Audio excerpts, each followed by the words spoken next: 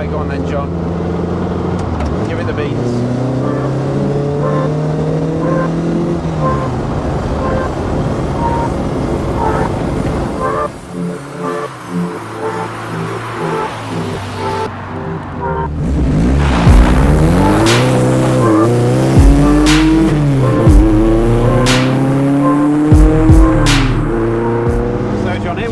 Analogue SuperSport Elise, and what a vehicle! Unbelievable. I mean, this is about as raw, as visceral, as proper as an S1 Elise gets, isn't it? It's quite funny because I always say to people about my Elise, it's very much a race car for the road, which it is. You know, it's kind of stripped out and it's the cup, so it's the lighter version that was available at the time. However, getting into this, I feel like my senses have been dialed up to 20. I just love the noise, I love the smells. I mean, that K-Series engine in the back, 210 brake horsepower from a K-Series, and it just pulls and pulls and pulls. It's just fantastic. It's just got so much to give. I mean, you don't need a supercharger when you've got an engine in the back like that, do you? You don't. So we're not even going that fast. However, I feel like I am going very fast at warp speed. You feel every single bump on the road, but not necessarily in a bad way. It's maximum feedback, effectively. Yeah, so this car has a wider front track on it, doesn't it? From the, inspired by the 211. Yes, and yes. It just turns in so instantly. You know, you just think about it, and the car is turning. And yes, on a bumpy, undulating road, it does mean that the wheel tends to follow the road a little bit, but I kind of don't mind that. It kind of, it makes it so much more engaging. You're having to constantly pay attention to what the car's doing and where it is on the road, what's coming up ahead of you.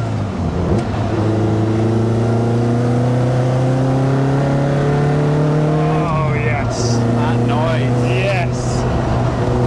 Big bore, stainless steel exhaust. It kind of pops and bangs on the overrun. And idle, it sounds fantastic, doesn't it? It's like a touring car sat in the pit lane waiting to go. It's almost like it's quite lumpy at idle. Yeah. Like a race car. A race car needs to rev and it needs to move quickly. It's very similar. What a car. Now, one of the things you're reminded of driving this car, coming from a later Elise, is the fact that there are no aids, there are no driver aids, there's no electronic trickery to keep you safe. There's no safety net. It's just you and the car, the pedals, the steering wheel. I have to be honest, the first time I pressed the brakes in this thing and the rear end went light. Yes, I noticed that. Okay, yes. Yeah, I need to remember this car doesn't have ABS, it doesn't have traction control. This is a serious little piece of kit.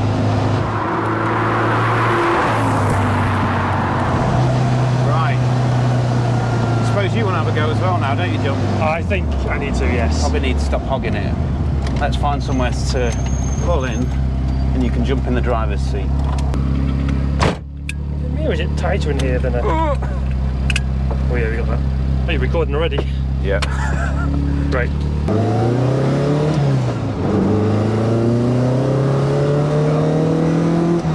Listen to that noise.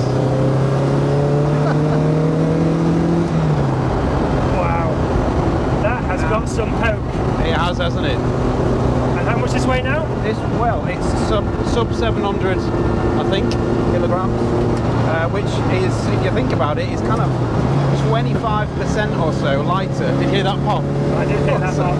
25% or so lighter than our cars, which are incredibly lightweight cars. And you really feel that lack of mass, don't you? Yes, you do. And also, not that our cars have particularly got a lot of technology. However, this feels like I am really doing all the driving now. It's really direct, isn't it? Yeah. You can feel like, you know how some of the Elises are kind of set up for understeer, but this really wants to bite. It feels like it's really hunkered to the road. Yeah. And I turn the wheel and it goes exactly where I want it to go. And there's no real delay either. It's very immediate. Yeah. Oh, that really hits the senses, that does. That is so raw. Yes, a very, very different feel to the gearbox. Yeah. Almost worlds apart. The K-Series box had a bit of a reputation for being quite vague.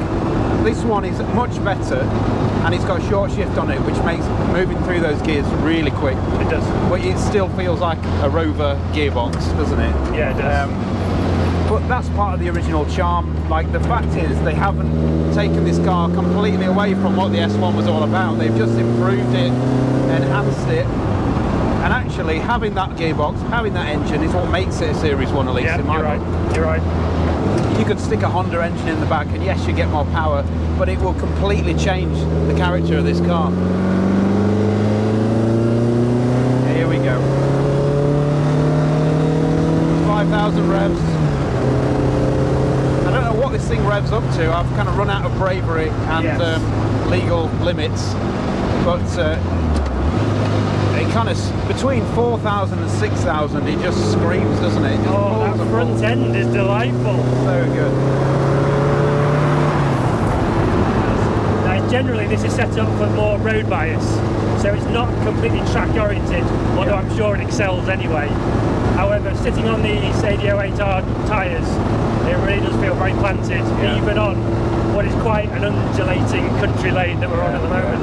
And the car, the stance of the car is so much lower than a standard Series 1 Elise, isn't it? Yeah. And you look at it and you think, oh, that's going to be hard, it's going to be crashy, but actually, it just soaks up the road so well, doesn't it? It does. One of the things that strikes me inside is that it still, still feels like an Elise. It still feels basic and raw. Like, yes, there's bits of carbon trim that kind of enhance it, but it's not like a typical resto mod where you get inside and it suddenly feels like a plush modern car. It still feels like a 90s built race car for the road, and I love that Steph hasn't tried to change the essence and the character of what the Elise was all about.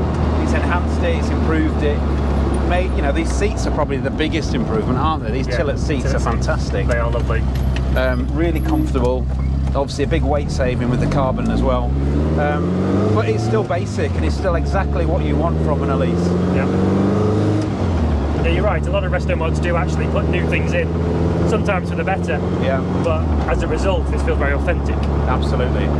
I suppose one of the big things people are going to talk about whenever they look at this car is the price, isn't it? Yes. Because this is, well, it's £100,000 plus a donor car. Yes. And that's a lot of money for a Lotus Elise, isn't it? It is. You could say that it's taken the ethos away from the kind of almost easy to grab sports car for an enthusiast, and it's kind of put it in another tier. Yeah. However, you can see where the money has gone, and where the time and the effort has gone to produce something like this. I mean, it's no small feat. A build can take between 6 and 12 months to do on a single car. That's a lot of time to do.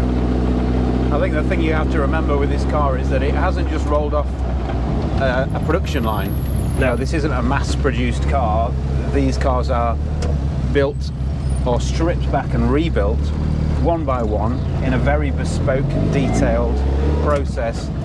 You're getting probably definitely a much higher level of attention to detail and OCD than it would have ever had in the factory at Hethel. Yes. And you're getting a car that is absolutely 100% bang on the money. That's been taken right back to the bare chassis. Every component on this car has been either replaced or restored. It's kind of a good as new, well, better than new Series 1 Elise that you're paying for. So yes, it's a lot of money, but actually when you think about the expertise, the knowledge, and the time that's gone into putting this together, it kind of makes sense, doesn't it? Yeah. And yes, maybe it's beyond our budget at the moment. Unfortunately so. I do feel like this might have warped my experience of an S1 now. Being the first one I've driven. That's now true. If I get into another S1, yes, it may be very good, but I feel might not be quite at the same level, unfortunately. No, I think if you own an S1 and you have a go in this car, you're going to end up spending a lot of money on parts. Yeah, I've been driving this car, even sitting as a passenger in this car, it reminds you what Lotus is really all about. Doesn't it? And it might have taken a different direction in recent years, but I mean, this just to remind you how good Lotus can be. did they stop making the Elise? I have no idea. I have no idea. Started 99 when I first bought my first Elise. Drove out for a bit, tracked it, modified it, crashed it, repaired it, and then got into doing it a bit more professionally, and then set up Analogue in sort of 2012 pretty much. During lockdown, when things got a bit quieter and everyone had a bit more time, I took my car, which this was, and sort of modified it to this spec, sort of as a, I don't know, maybe as a showcase of what you can ultimately do. So yeah, that was the idea. But yeah, it was putting everything that we do into one package, just show what we could do and put it out there and see what people's reaction is, which has been good so far. So we've got sort of deposit paid on about 6 cars now. They take about 10 to 12 months to build, so technically we've got a year's waiting list now. It wasn't ever the intention to sort of properly make a market as a car. More that's what you could do if you chucked everything at it. But people have taken it and it's gone to a slightly different market than I thought. So the first process is source from a donor car. We've already inspected it, so we know what condition it is, and it is literally stripping it down to what we call a tub, which is the chassis, the side seals are bonded on, and the screen surround is bonded on, and that is it. So basically we'll get it to a point that we physically can't take any more nuts and bolts off it other than debonding stuff. And then we clean that all up, and then we start the build up. So everything else pretty much goes in the bin. We put first off our suspension on it, we get the engine built, and then we sort of build it up to the customer's specification. With no fuel in it, aims for about 700 kilos, but there is works to get one down lighter, but we're running out of things to take off and make lighter. But you know, our wishbones are unique and they're made to a higher standard than the Lotus wishbones, which again are 25 years old, so they do need to go in the bin. A lot of, we just had a flywheel that's been developed that's lighter than the standard flywheel for sure, but also lighter than the aftermarket lightweight flywheels, which is about we've got to update this car with. So there's always some bits and bobs we can do and find. And simple things like fuel tanks in them, they're steel fuel tanks, so they're pretty much past their best on most cars, but they're tucked away so people don't see those as much. So we replace those with aluminium fuel tank, but again, I prefer to go with a smaller fuel tank for weight saving. Some people might want to put a bigger tank in if they're going to do some more miles on it. So the engine is a fully forged K-series. We update the block to we call them the Chinese block, but the later style block. Has some webbing that strengthens that. New head on it, all new internals. So essentially it's a newer engine, an updated head gasket, which is obviously the problem people always refer to. But touch wood, we've developed that and had that running it's been thrashed around by quite a lot of journalists. It seems to be, well, it is bomb-proof, to be honest. Pretty much 210 on the nose. Obviously a lot to do with that was having a forged bottom end, having bigger valves, big valve head on it, and independent throttle bodies. But with the throttle bodies, I didn't want to do what the old motorsport cars did, and you sort of lose the boot. So we've got a really nice, smaller airbox with trumpets that are sort of canted off to one side, so you retain all your boot space. And they obviously sound great as well and give you a really good throttle response. So we've always been a Nitron dealer for many years and always used their suspension. We've done lots of suspension refreshes, hundreds over the years. We changed with this, so I have changed the geometry a little. So the main difference is the wide track suspension. So it's nothing horrendous, I haven't done anything really rocket science, but I know a lot of the racers used to put spacers on the front just to get the front track out. So we tested that, and then I put sort of slightly wider wishbones from another car on it, which were a bit too much. So we've found the sweet spot now, which is having our own wishbones made. So yeah, so adjusted the spring rate on the dampers because the car's lighter. So originally we just sort of put the standard spec ones on there, but they were quite stiff, and then we weighed it and found it was lighter anyway. So lots of little tweaks. Again, no big major thing, but again, wider track on the front, our own unique damper. So they sort of work together, so it's a package. It's got a Quaife close ratio gear set in it and a Quaife diff. I think that's one of the biggest things that you notice always. Whenever I drive an Elise which hasn't got a proper diff in it, I sort of notice it straight away. So once you've had a feel of that, you can't really go back. And then the gear change, yeah, we sort of uprated cables. It's quite a good succinct shift. It's probably not the slickest, but it's cable operated. The engines and gearbox are way behind you. It's not going to compare to like a Caterham where it goes straight into the gearbox. But yeah, we've loosened it up and made it as free and as precise as we can on that. Some people think we've flared the arches just because it looks a bit wider, but some of those are just sort of basically tricks. but they used to have the spotlights in the front, which I'd never quite gelled with the sort of look of it. So we've taken those out, which makes the sort of the aperture bigger, and we don't need them now with modern lights anyway. So that's a sort of visual trick that makes it look wider. The wide track obviously fills the arches better. So again, that visually makes it look a bit wider. It's lower anyway, not horrendously, but we can do whatever you need ride height wise. It's about 20 mil at the front and a little bit less at the rear. And then at the rear, we put the 160 style spoiler on it, which you can either do in fiberglass or carbon. And then we just swap the lights around. So when you're following an S1, they always looked a little bit sort of cross-eyed because the brake lights are in the middle, indicators on the outside. So we swapped that around, again, visually from the back. And then the only other thing we've done at the back is they used to have the fog and the reverse light in a fake air vent. So we've made that functional, so that is actually getting some air out. And we lowered the diffuser a little bit and spaced that down so that all the hot air that used to be trapped in the back has actually got somewhere to go. And then in the engine bay, things like the cam covers, Cerakoted, just from a heat proof point of view. There's a couple other bits tucked away that you can't see. The heat shielding's to a higher spec. We sort of use a Nimbus heat shield, which is then Cerakoted as well. So just trying to give it a bit of heat management. The side vents as well as piping going in both sides. One that goes to the alternator with a duct to it as well, because alternators get hot on them. So all those sort of things that people, when they've used them in the track days, and they've had issues with alternator stuff, we sort of just put that in as standard, even if you use it on track or not. So we updated the heater, so that actually works. It's got a much bigger heater matrix and fan, so they work properly. Updated the switch gear. Dash nice and simple, and then it's a customer's choice on that. Obviously, I've gone with the sort of some carbon features on it, but you can have the standard seats, which aren't carbon from Tillit. Get those trimmed up nicely in whatever colour you want. You can have Alcantara or leather, so that's more down to personal choice. I've just gone with sort of a lightweight, matched the seats on this, but I'm a bit of a carbon addict, so I quite like that. The thing you probably notice is it feels more solid and planted. Particularly at speed. I mean, it's not geared to do silly speeds on the road, but you can't really get away with that anyway.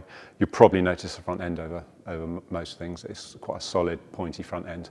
And then with the diff in the wet, when it does, if you do push it a bit too far, it's nice and catchable. A bit like a go-kart, you can just do a little bit of instinctive opposite lock, and then you're back in the right direction. Whereas a standard Elise, we're a little bit snappy, and we've squared off the geometry a little bit. So. The back does come out on it, and it can come out on it, but it's playful and safer. And then they're ultimately adjustable. So if someone wants something that does understeer, we can dial that into it. The way I've set this one up is very much the way I like my cars to handle, and most people who've gone out feel pretty quickly quite confident with it to throw it around, whereas with some of these, particularly a standard one, they don't. They're sort of always a little bit tentative, and you have to drive it within what the car says its limits are. Obviously, it's going to have its limits at some point. But on the road, I don't think you can pretty much get to its limits on the road. It needs a sort of track to open itself out a little bit, and then it's quite playful.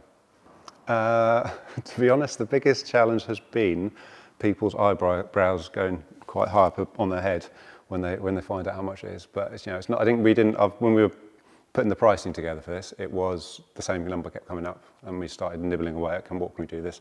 But to do what I want to do with it, it's effectively built twice. If we could have all these bits brand new and we just assembled them, we could probably build one for half the price, but we have to go and buy a donor car, which price is on the rise. So sort of 100k for this car is plus a donor car.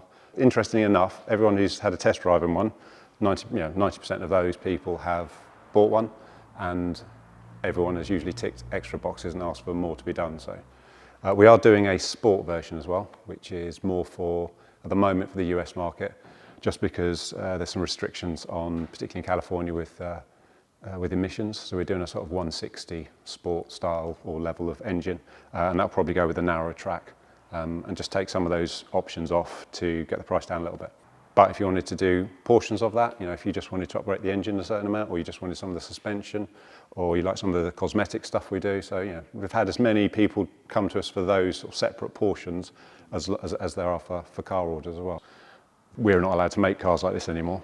So taking something, which is why the resto mod scene seems to be doing so well, is that you can take a car that was iconic and with some modern technology or experience over the last however many years of doing it, can refine it and make it hopefully a better car. But it's all quite subtle, so nothing we're doing here is taking away from what the original car was. Because I love the Elise, and that's why we tried to replicate it or update it. I sort of feel like, same way that Porsche done with the 911, if Lotus had the S1 and just kept refining it, I sort of feel it would get to this point. Hopefully we just keep as many S1s on the road really. So yeah, we can continue to, I mean, this has taken a lot of focus of what we're doing at the moment, which is great. But you know, we haven't turned our back on the standard sort of servicing we've been doing for the last sort of 10, 12 years. Interestingly, a lot of customers want to come and see that. So they've also been looking at that over the winter and seeing what we've been doing. But yeah, carry on with that, develop and build us more of these. And maybe see if we can come up with another crazy idea, something to do. 200 grand Elise, no?